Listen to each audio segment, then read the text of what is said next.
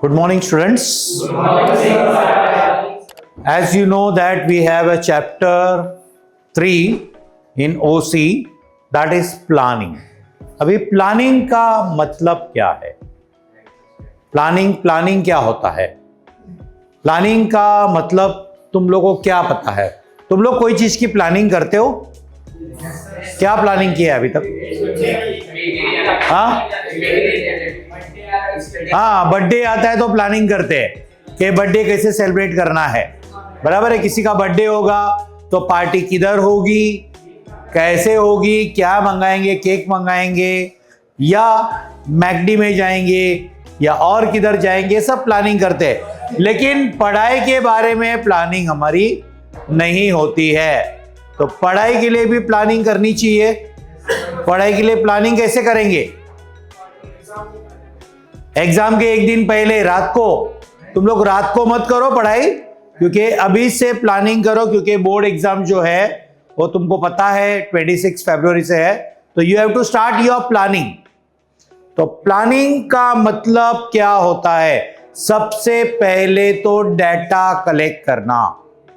सबसे पहले अगर तुम लोग अपनी 12th की प्लानिंग करेंगे तो 12th की प्लानिंग में क्या करेंगे? पहले तो सब्जेक्ट तुम लोग के कितने हैं वो लिखेंगे। सब्जेक्ट में चैप्टर्स कितने हैं टोटल वो लिखेंगे, राइट। एक एक चैप्टर को कितना टाइम देना है वो तुम लोग लिखेंगे।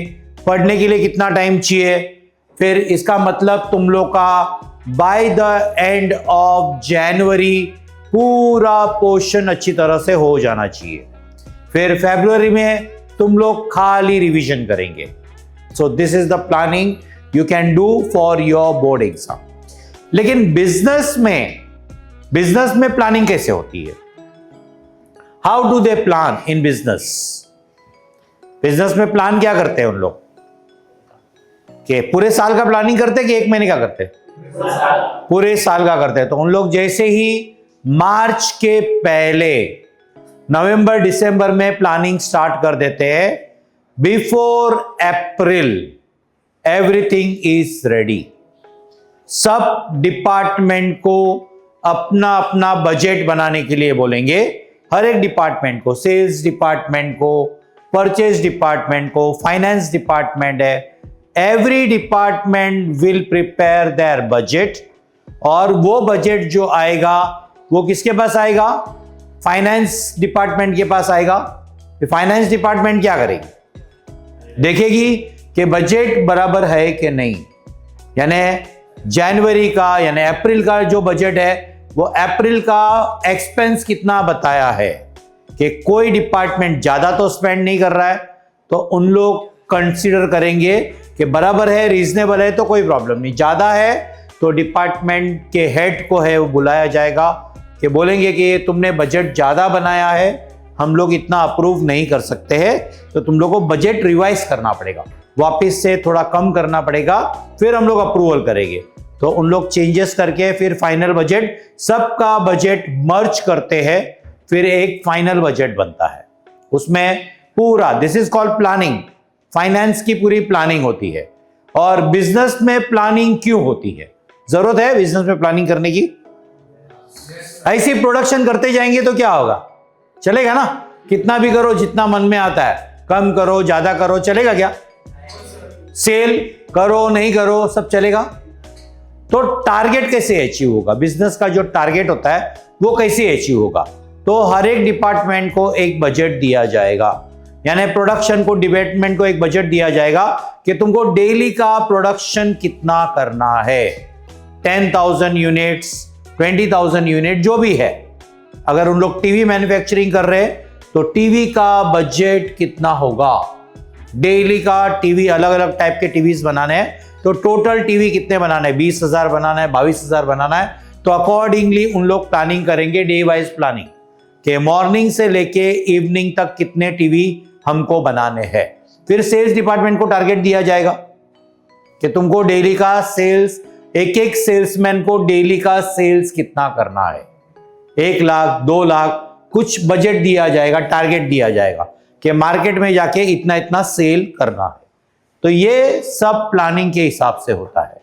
तो प्लानिंग का हम लोग मीनिंग देखेंगे क्या है. What we want to achieve in future and how. For this, various alternatives are to be considered, and from those, the best alternative is to be selected. अभी पढ़ने के लिए भी तुम लोग प्लानिंग करेंगे तो अलग अलग टाइप का प्लानिंग होगा.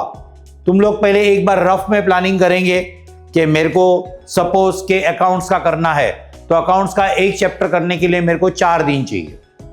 फिर दूसरा चैप्टर करने के लिए, बड़ा चैप्टर है तो ज्यादा चाहिए, 7-8 दिन चाहिए.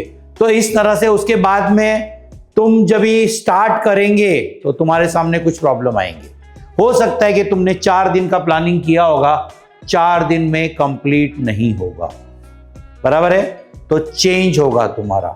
तुम लोगों को अलग अलग टाइप के प्लान बनाने पड़ेंगे. Plan A, plan B. अगर प्लान ए सक्सेस नहीं होता है तो प्लान बी तुमको अडॉप्ट करना पड़ेगा. बराबर है. तो डिफरेंट टाइप्स ऑफ प्लानिंग, उसमें से जो बेस्ट है उसको सिलेक्ट करना है. आफ्टर दैट हम लोग देखते हैं उसका कैरेक्टरिस्टिक्स क्या है. Universal process.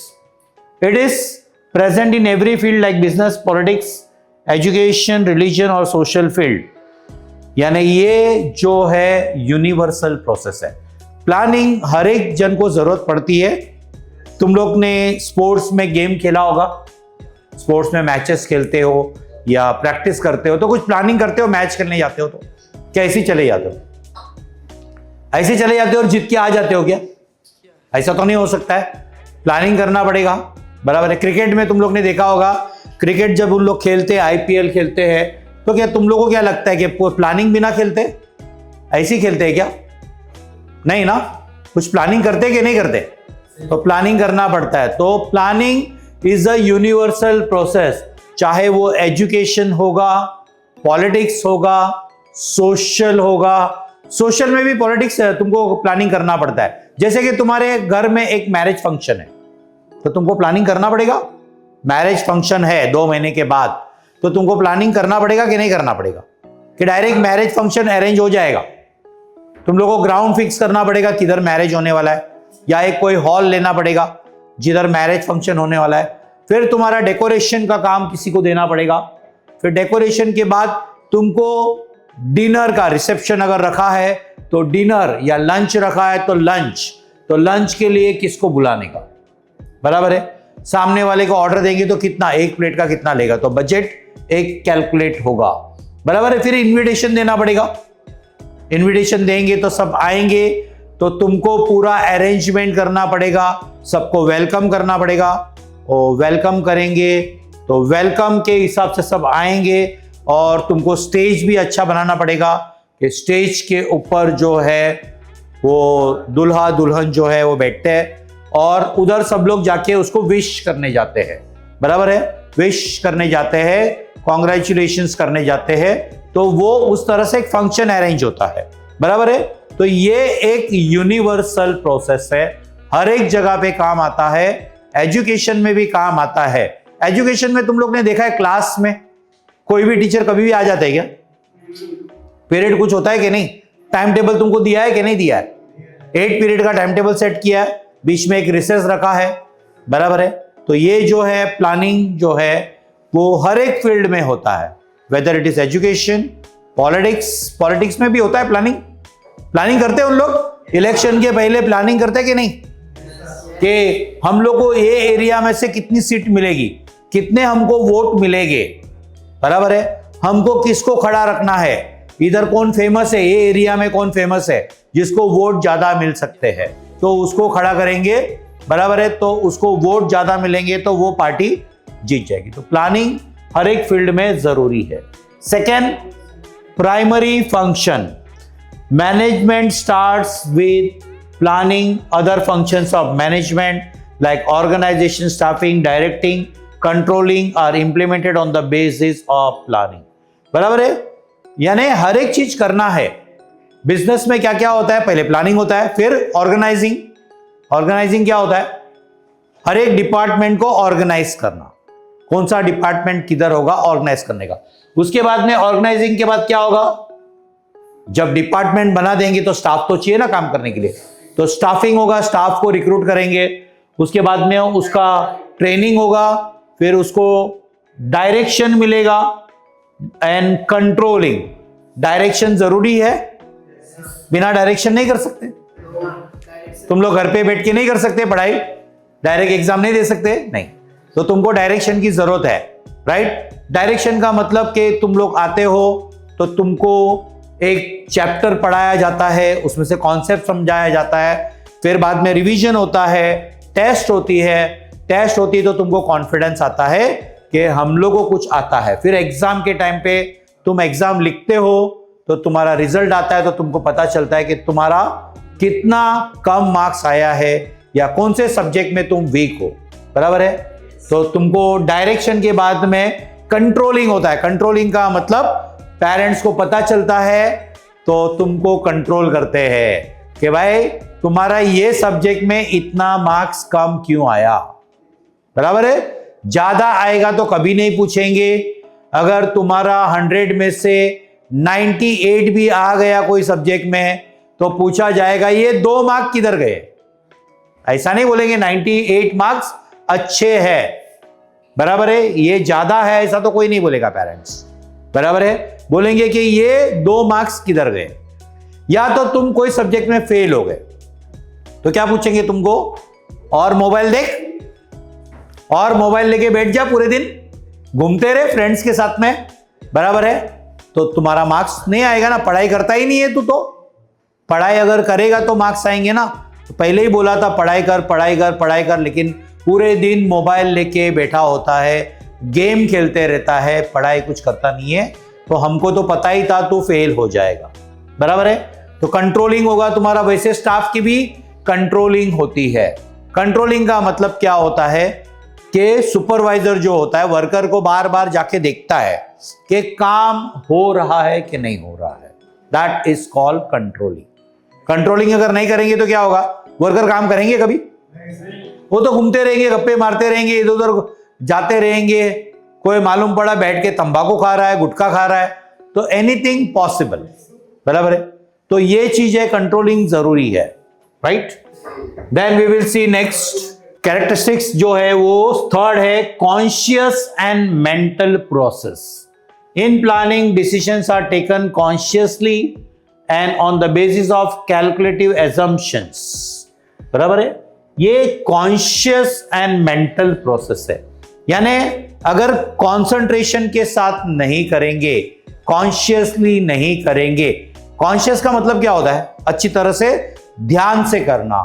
अगर प्लानिंग ध्यान से नहीं करेंगे तो क्या होगा, गड़बड़ हो जाएगी, बराबर है कि नहीं? गड़बड़ होगी कि नहीं होगी? तुम लोग अगर प्लानिंग नहीं करेंगे, एग्जाम के टाइम पे डायरेक्ट पढ़ाई करेंगे तो क्या होगा, याद रहेगा? याद नहीं रहेगा कुछ भी। तो पढ़ाई के टाइम पे तुमको सीरियसली होना पड़ेगा, कॉन्शियस होना पड़ेगा। एंड दूसरा एक मेंटल प्रोसेस है। मेंटल प्रोसेस का मतलब क्या, मेंटली सोचना है। जो भी प्लानिंग करना है उसको मेंटली सोचना है कि हम लोग जो प्लान करने जा रहे हैं वो सही है कि गलत है, किधर मिस्टेक हो सकती है या किधर अच्छी तरह से हो सकता है। तो मेंटली पूरा सोचना है इसको। And fourth is flexibility. Business enterprise is affected by external factors, therefore necessary changes should be made in planning as per time, circumstances and situations. Flexibility is precondition for planning. अभी flexibility क्या है? तुम लोग को कभी भी कुछ भी यानी अनसर्टनिटी कुछ भी आ सकती है। अनसर्टनिटी का मतलब क्या, तुम लोग ने कोरोना के टाइम पे देखा था, कोरोना आने वाला है, किसी को पता था? नहीं पता था, अचानक आ गया। अचानक आ गया तो बिजनेस पे क्या इफेक्ट हुआ? बिजनेस में प्रॉब्लम्स हुए, काफी बिजनेस को तो फायदा हुआ। जैसे फार्मास्यूटिकल कंपनी को बहुत फायदा हुआ, बराबर, उन लोगों का बिजनेस बहुत चला, बराबर है। लेकिन जिसने प्लानिंग में यानी फ्लेक्सिबल नहीं रहते हैं, यानी अचानक कुछ आ गया और तुम चेंज नहीं करते अपने आप को, तो क्या होगा? तो लॉस होगा। यानी तुमको अनसर्टेनिटी, यानी तुमने ध्यान नहीं दिया और अचानक कंपनी में स्ट्राइक हो गई, वर्कर लोग स्ट्राइक पे चले गए, 1 महीने के लिए स्ट्राइक पे चले गए, तो क्या होगा? काम बंद हो जाएगा, तुम्हारा प्रोडक्शन बंद हो जाएगा। प्रोडक्शन बंद हो जाएगा तो क्या होगा? सेल नहीं होगा। सेल नहीं होगा तो प्रॉफिट नहीं आएगा, पैसा आएगा नहीं। पैसा आएगा नहीं तो पेमेंट कैसे होगा सबका? तो प्रॉब्लम काफी होगा। तो अगर कुछ फ्लेक्सिबल अनसर्टेनिटीज आती है तो you have to sort it out immediately उसको सॉर्ट आउट करना है। यानी अगर स्ट्राइक हो गई तो इमीडिएटली वर्कर को बुलाना है, वर्कर के यूनियन जो लीडर है उसको बुलाना है और बोलना है कि स्ट्राइक नहीं चलनी चाहिए, जो भी डिमांड है हम लोग कंसीडर करेंगे, लेकिन काम कल से चालू हो जाना चाहिए। आज एक दिन खराब हो गया, लेकिन कल से काम शुरू हो जाना चाहिए इमीडिएटली। बराबर, जो भी डिमांड है हम लोग बात करके सॉल्व करेंगे उसको और कंसीडर करने की कोशिश करेंगे। एक उसको एक कॉन्फिडेंस आ जाएगा यूनियन लीडर को, तो वो सब वर्कर को कन्विंस कर देगा कि मेरे को मैनेजमेंट ने बोला है, मीटिंग करके सब प्रॉब्लम हमारे सॉल्व करने की कोशिश करेंगे। तो तुम लोग अभी काम पे चले जाओ, अगर डिमांड पूरा नहीं होता है तो हम लोग वापस स्ट्राइक पे जाएंगे। तो उन लोग बातचीत करके इमीडिएटली प्रॉब्लम को सॉल्व करना है। तो यू शुड बी फ्लेक्सिबल। तो फ्लेक्सिबल रहना बहुत जरूरी है। फ्लेक्सिबल का मतलब अभी तुम्हारा एग्जाम आ रहा है, अभी एग्जाम आने वाला है, प्रीलिम्स एग्जाम आएगी, तो तुम लोग क्या करेंगे? फ्लेक्सिबल होगे कि रिजिड रहेंगे, सेफ कि नहीं मुझे नहीं करना है पढ़ाई? फ्लेक्सिबल रहेंगे तो टाइम के हिसाब से फ्लेक्सिबल होना पड़ेगा तुमको। यानी फ्लेक्सिबल का मतलब कि तुम यही नहीं सोचेंगे कि मुझे पढ़ाई नहीं करनी है, मेरे को बिल्कुल पढ़ाई नहीं करनी है, मुझे अभी अपने आप को चेंज करना है। मैं अभी 1 घंटा पढ़ता था तो मेरे को 3 to 4 आवर्स पढ़ने की जरूरत है। You should be flexible. तो फ्लेक्सिबल जरूरी है। Then it should be precise. The matters considered for planning are to be studied exactly, statistical data collected, informations etc. must be perfect and precise। अभी क्या होगा बिजनेस में जब planning करते हैं, या तो तुमको एक नया प्रोडक्ट लॉन्च करना है, मार्केट में नया प्रोडक्ट लॉन्च करना है। सपोज कि तुमने सोचा कि मैं एक लैपटॉप बनाऊंगा, नए टाइप का लैपटॉप बनाऊंगा जो एकदम कम रेट का होगा और ज्यादा से ज्यादा बिकना चाहिए और उसमें फीचर्स भी अच्छे मिलने चाहिए। बराबर है? तो तुमको क्या करना पड़ेगा? लैपटॉप बनाने के लिए खाली सोचा तो हो जाएगा? क्या करना पड़ेगा? इंफॉर्मेशन कलेक्ट करना पड़ेगा। क्या इंफॉर्मेशन कलेक्ट करेंगे लैपटॉप के लिए? तुमको सॉफ्टवेयर कौन सा यूज करना है, उसके अंदर सॉफ्टवेयर का कॉस्ट कितना होगा, एक लैपटॉप में कॉस्ट कितना आएगा, फिर लैपटॉप के लिए कौन से रॉ मटेरियल की जरूरत है। बराबर है? तुमको जो भी है उसके अंदर पार्ट्स जो है वो पार्ट्स को असेंबल करने पड़ेंगे, मैन्युफैक्चर करने पड़ेंगे, या कोई पार्ट तुम लोग को बाहर से लेना पड़ेगा। जैसे कि बैटरी है तो बैटरी जो है, हार्ड ड्राइव है तुम लोग को, वो सब तुमको डायरेक्टली उसमें लेना पड़ेगा। तो तुम लोग परचेस भी कर सकते हो डायरेक्टली बाहर से, या खुद बना भी सकते हो। तो ये सब तुमको प्लानिंग करनी पड़ेगी। उसके बाद में क्या तुमने कर लिया, उसका सब पार्ट्स कितने का आता है, क्या है, कॉस्टिंग कर ली। कॉस्टिंग में तुमको बैठ गया कि एक लैपटॉप 23,000 का बनता है, तो सेलिंग के लिए फिर तुमको क्या करना पड़ेगा? मार्केट का रिपोर्ट निकालना पड़ेगा। मार्केट में हमारा लैपटॉप जो है वो कितने में बिकेगा। अगर तुम्हारा रेट 23,000 से ज्यादा में बिकता है तो फायदा, अगर वही लैपटॉप मार्केट में 20,000 में मिलता है तो तुम्हारा लैपटॉप कौन लेगा? कोई नहीं लेगा। बराबर है? तो तुमको सब इंफॉर्मेशन कलेक्ट करना पड़ेगा, प्लानिंग करना पड़ेगा, और प्लानिंग प्रिसाइज में होनी चाहिए, पूरी स्टोरी नहीं लिख सकते हैं। बराबर है? काफी बार क्या होता है, एग्जाम में क्वेश्चन कुछ पूछा होता है 1 सेंटेंस का या 1 वर्ड का, तो काफी स्टूडेंट एक एक पैराग्राफ या एक एक पेज भी लिखते हैं एक एक मार्क के लिए। बराबर है? तो you should be precise to the point, point to point लिखना है, ज्यादा लंबा नहीं लिखना है। Then third we will see the next point, that is forecasting is essential. Forecasting is done by considering future uncertainties while making plan for a business unit. जब भी तुम लोग फोरकास्टिंग करते हो, फोरकास्टिंग का मतलब क्या, फ्यूचर का सोचते हो कि फ्यूचर में मार्केट कैसा रहेगा। हम जो प्रोडक्ट बना रहे हैं उसके लिए फ्यूचर में मार्केट है कि नहीं। जैसे कि तुम लोग ने देखा था पहले जो है वो पेन आती थी, तुम लोग ने देखा था फाउंटेन पेन मिलती थी पहले, बराबर, इंक भरते थे जिसमें, तो इंक से लिखते थे। किसी ने नहीं सोचा था, जो फाउंटेन पेन बनाती थी उसने भी नहीं सोचा होगा कि हम लोग का मार्केट एक दिन खत्म हो जाएगा।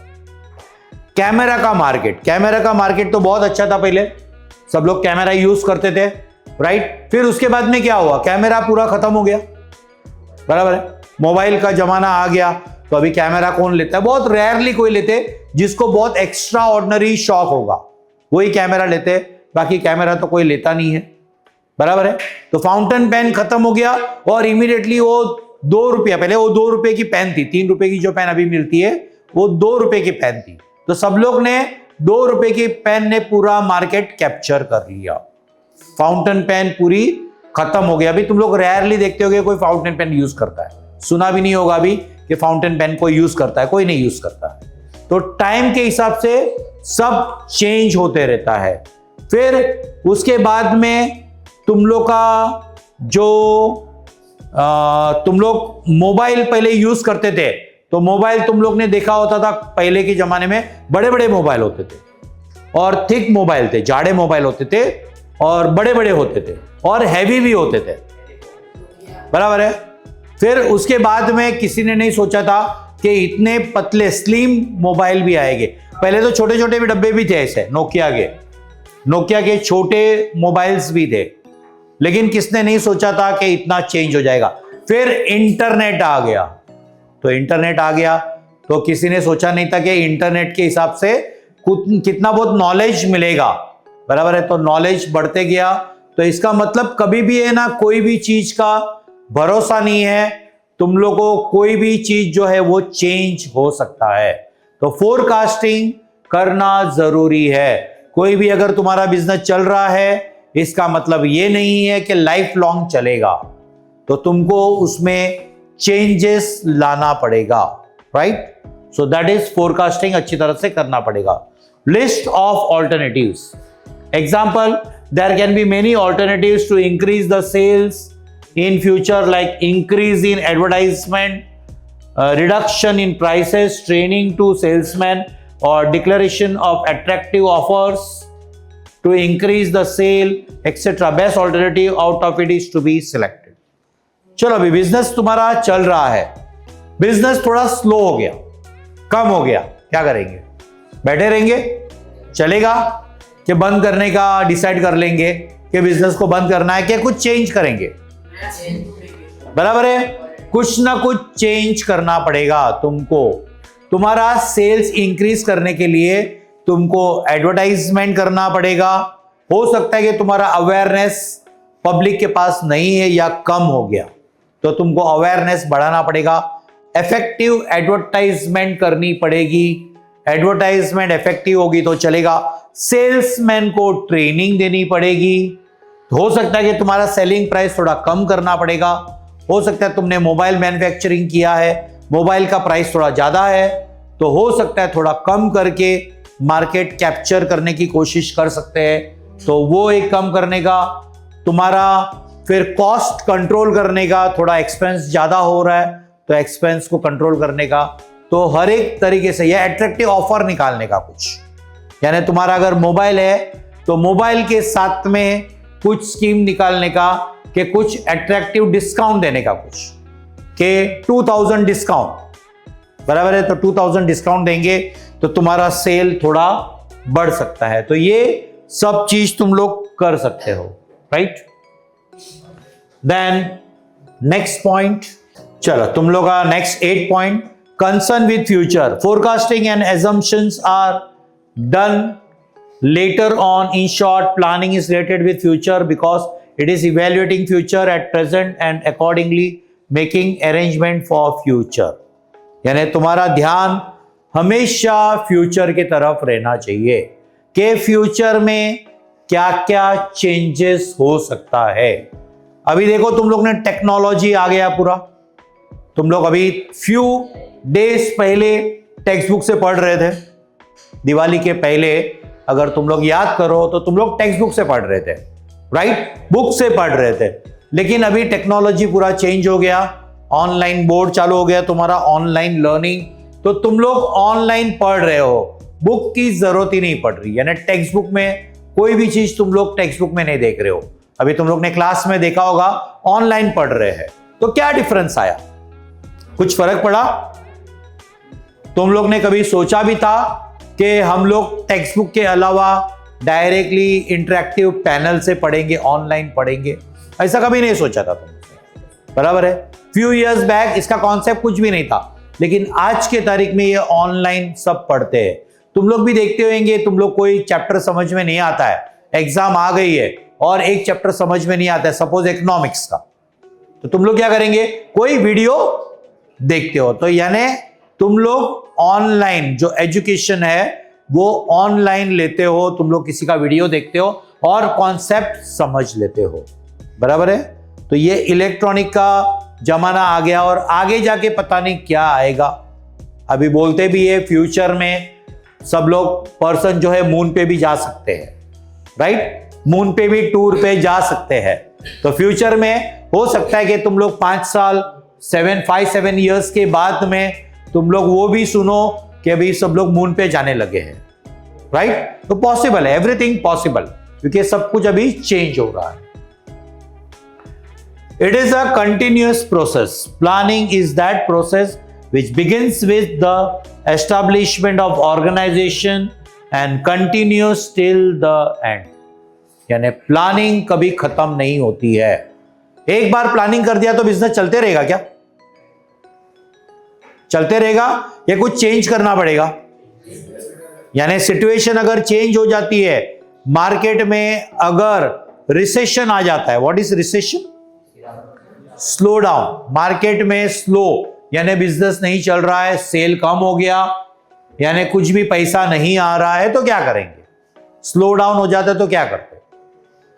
गवर्नमेंट क्या करती है, आरबीआई क्या करती है? स्लो डाउन हो जाता है तो, रिसेशन आता है तो। अब तुम लोग ने देखा होगा रेट कट्स होता है, रेट कट्स का मतलब इंटरेस्ट का रेट कम किया जाता है, बराबर है। रेट क्यों कम करते हैं?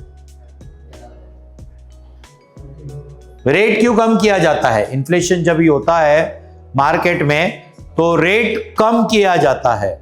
कम का मतलब अगर कोई चीज सस्ती हो जाएगी तो कोई ना कोई परचेस करने की कोशिश करते हैं, बराबर है। सपोज कि तुम लोग ने सोचा होगा ये रिसेशन के पहले 6 मंथ्स पहले प्लान किया होगा हम एक घर खरीदेंगे, तो घर अगर खरीदेंगे, रिसेशन आ गया, पैसा नहीं है तो लोन कैसा लेंगे? तो क्या करेगी गवर्नमेंट? इंटरेस्ट रेट कम करेगी, तो इंटरेस्ट रेट घर का भी कम हो जाएगा। लोन लेने जाएंगे तो इंटरेस्ट कम पे मिलेगा तुमको, कम पे मिलेगा तो तुम सोचेंगे हाँ चलो मैं अभी एक लोन ले सकता हूं और घर मेरा हो जाएगा। तो ये इन्फ्लेशन होता है। इन्फ्लेशन में होता क्या है? इन्फ्लेशन का मतलब महंगाई बढ़ जाती है बहुत। महंगाई बढ़ने का मतलब क्या? हर एक चीज का भाव बढ़ जाता है और इनकम कम हो जाती है, तो इससे क्या होगा? पैसा है ही नहीं तो खरीदेंगे क्या, राइट। तो ये सब प्रॉब्लम हो जाता है, तो ये एंड तक रहता है, कंटिन्यूस चलते रहता है। Now 10th objective oriented activity. Planning is made to achieve pre determine objective of the business. Accomplishment of objective becomes easy if the targets are pragmatic. Pragmatic का मतलब क्या होता है? रियल। अगर कोई भी टारगेट बनाएंगे तुम, अगर तुमको पढ़ाई करनी है और तुमने सोचा कि ये एग्जाम में मैं 90% लाऊंगा, लेकिन तुम्हारी कैपेसिटी 40% की है, तो 90% पॉसिबल है क्या? नहीं। तो प्रैग्मेटिक का मतलब प्रैक्टिकल होना चाहिए।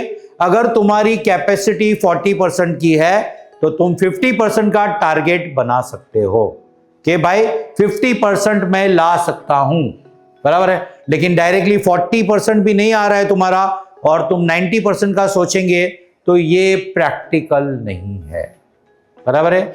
अगर सेल्समैन को बोलेंगे कि तुम एक दिन का 1 करोड़ रुपया सेल्स करके आओ, तो पॉसिबल है क्या? नॉट पॉसिबल, बराबर है। उसको बोलेंगे कि भाई 10 लाख का टारगेट कर, तू 10 लाख का सेल्स लेके आ मार्केट में जाके, तो थोड़ा बहुत पॉसिबल भी लगता है, बराबर है, तो ट्राई कर सकता है। तो इट शुड बी प्रैग्मेटिक, यानी प्रैक्टिकली पॉसिबल। कोई भी चीज सोचते हो तो प्रैक्टिकली पॉसिबल होना चाहिए, तो वैसा ही टारगेट बनाने का। Next, required decision process. Various alternatives are considered and assumptions are made and the decisions is taken to select best alternative। यानी तुमको कोई भी चीज जो है डिसीजन लेने की जरूरत है। कोई भी चीज अभी तुम्हारे सपोज के तुम जा रहे हो, तुम लोग घर पे जा रहे हो स्कूल में से, तो बीच में कुछ इंसिडेंट हो गया, कुछ एक्सीडेंट हो गया बीच में, और तुम जाके उधर खड़े रह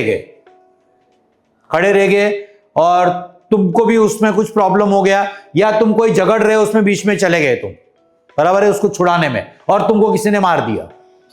होता है ऐसा ज्यादा करके। क्या होता है कि हम किसी को छुड़ाने जाते हैं तो सामने वाले को ईगो आ जाता है कि मेरे बीच में क्यों आया ये, बराबर है, तो साइड में रह जाता है वो जिसको मारता रहता है, और तुमको मारने चालू कर देगा, तू बीच में क्यों आया, तू कौन होता है बोलने वाला, बराबर है। तो ये तुम्हारा जो डिसीजन था वो गलत था कि तुमको नहीं जाना चाहिए था। झगड़ा चल रहा था तो चुपचाप तुमको खड़े रह के या तो देखना था या उधर से चले जाना चाहिए। तो डिसीजन लेना जरूरी है। तो बिजनेस में भी कोई भी डिसीजन लेना बहुत जरूरी है। Okay, thank you, that's all.